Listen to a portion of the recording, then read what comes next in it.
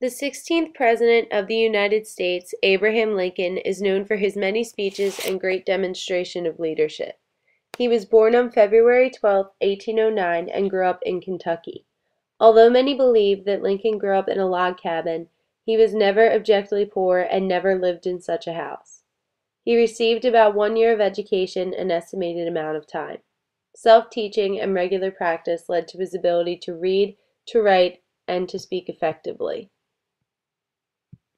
Lincoln held consecutive terms in the House of Representatives in 1836, 1838, and 1840.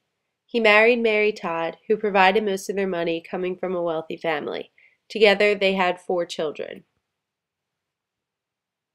After the passage of the Kansas-Nebraska Act and the Dred Scott decision, Lincoln again immersed himself into government affairs. He participated in a series of debates commonly known as the Lincoln-Douglas debates versus Stephen Douglas. Many people believe that Lincoln won these debates, and he stressed his views on slavery. This is where he gave his very well-known "A house divided cannot stand" speech. Lincoln was nominated the Republican candidate during the election of 1860. He won the election even though his name was not even on the ballot of 10 southern states. Lincoln was inaugurated on March 4, 1861, and held a strong stand against secession. He quoted the passages of the United States Constitution protecting slavery, which is shocking considering that a majority of people would believe that he would have read sections of the Declaration of Independence. Lincoln is well known for his various speeches such as the Gettysburg Address, the Emancipation Proclamation, and his inaugural speeches. The Gettysburg Address was also given during the Civil War at the dedication ceremony for a national cemetery for fallen soldiers. Lincoln talks about the war and how Americans are fighting against each other 77 years after independence was won for the nation. Now we are engaged in a great civil war, testing whether that nation or any nation so conceived and so dedicated can long endure. We are met on a great battlefield of that war. We have come to dedicate a portion of that field as a final resting place for those who here gave their lives that that nation might live. In his inaugural speech, he quotes sections of the United States Constitution that protected slavery, the Three-Fifths Compromise, the Fugitive Slave Act, and the Missouri Compromise.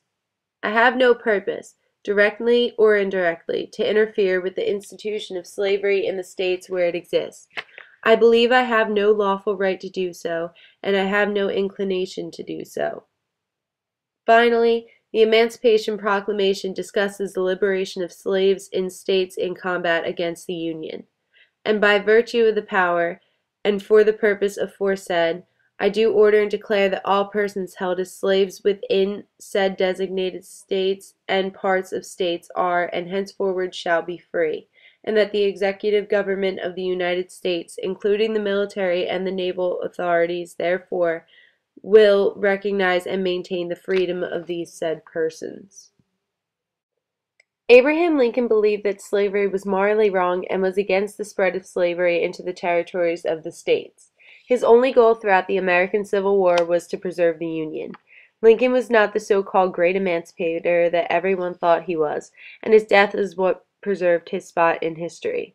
He proved his points and views throughout the Lincoln and Douglas debates in a mild manner, contrasting with Douglas, who spoke very brashly. Abraham Lincoln never advocated the complete and immediate abolition of slavery or the peculiar institution. He used the liberation of slaves as punishment towards the South for the damage caused from the Civil War. He had not been opposed to emancipation in principle once the war was in progress, but believed that the timing for such an act was crucial. The Emancipation Proclamation was created by Abraham Lincoln on September 22, 1862, and went into effect on the first day of the new year. Lincoln wished to issue a very carefully worded document that would limit the scope of the emancipation. Primarily a diplomatic and political document, it also acquired a symbolic meaning. For the first time, the document had made slavery one of the primary issues of the war. Lincoln could not see any constitutional reason as to why he could not issue such a document. One of the original drafts of the document offered to spare the South from the liberation of slaves if they seized their rebellion, but was written out by the time he constructed the final draft. The document has 11 paragraphs. The first paragraph provides the date and authority under which the document is being made. Lincoln begins with this phrase: "Whereas on the 22nd day of September in the year of our Lord 1862, a proclamation was issued by the President of the United States containing, among other things, the following." Paragraph 2 states the main purpose of the document. As of January 1st, 1863, all slaves in states in rebellion against the Union were free. The following paragraph says that Lincoln himself will proclaim on a certain date which areas remain in rebellion. He was not entirely sure which states would and would not be in rebellion against the Union as of September 22nd, 1862. This statement also leaves room so that the seceded states could rejoin the Union without having to sacrifice slavery. In the fourth paragraph of the document, similar to the first paragraph, Lincoln states his formal authority as President to issue the Emancipation Proclamation and called it a fit and necessary measure. He claimed that it was undertaken due to the exigencies of an armed rebellion.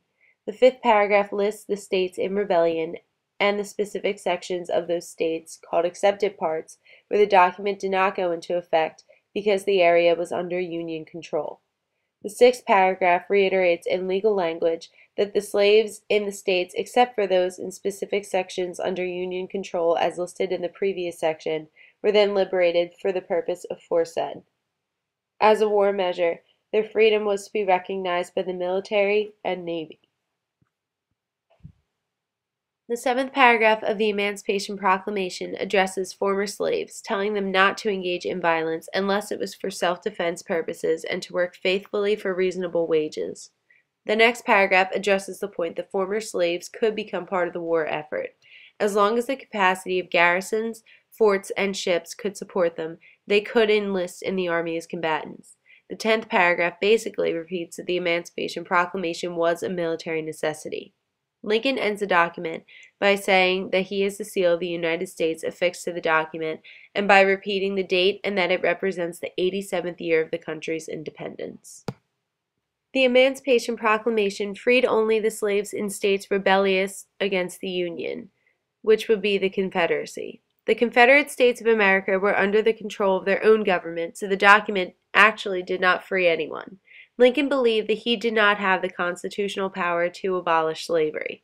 He could not afford to threaten the loyalty of the border states, pushing them towards the Confederacy. In reality, no slaves were freed until the passing of the 13th Amendment 2 years later, making the document purely a measure to help the war effort. The document was criticized by a large number of abolitionists for not liberating all of the slaves. African Americans who heard the document read aloud cheered and clapped. They were very excited and exemplified a robust demonstration of their approval. While many Americans cheered the decision, it was far from being popular. The North and the Army divided because the Army hated to think that they were fighting for the freedom of Negroes. The British felt that Lincoln should have freed all the slaves, but with the war now about ending slavery, Britain sided with the Union. The Emancipation gave the war a new moral force, and it officially made slavery a struggle of the American Civil War. On April 15, 1865, this magnificent leader of our country lost his life. He was assassinated by John Wilkes Booth while attending a show in Washington, D.C. Lincoln's precious body was placed into a casket and was rowed up and down the entire nation via train. Abraham Lincoln was, and still is today, known as one of the most influential individuals in American history. More books are written about him than any other person internationally. Lincoln's legacy has shaped the United States of America and assisted it in becoming the powerful, free country that many flock to presently.